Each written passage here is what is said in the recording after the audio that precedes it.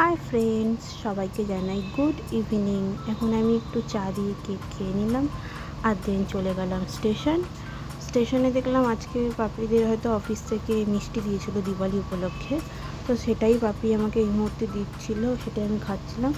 আর আমাদের তো দেখা হলে গল্প গুজবের শেষ নেই, সেটাই গল্প করছিলাম আর আড্ডা মারছিলাম। এই সময় ওকে এটাই বলছিলাম, তোদের অফিস থেকে লাড্ডু কেন দিল রে, রসগোল্লা তো দিতে পারতো। কারণ কি, আমি রসগোল্লা খেতে ভীষণ ভালোবাসি। আর তারপর পাপি কিছু প্রদীপ এনেছিল, যে প্রদীপগুলো আমাকে কিছুটা দিল। আর দেন আমরা চলে গেলাম সোদপুর মার্কেটে, পাপির জামা কেনার ছিল।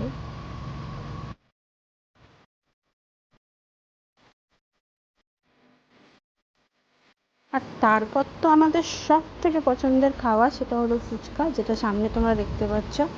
তোমাদের কার কার পছন্দ একটু কমেন্টে বলো। আমাদের তো দুজনের খুব ফেভারিট, তো আমরা ফুচকাটা খেলাম আর খেয়ে বললাম খুব সুন্দর হয়েছে। আর এটা হলো সোদপুর ব্রিজের নিচে একটা দোকান, আমরা দেখে তোমাদের সাথে যেটা শেয়ার না করে থাকতেই পারলাম না।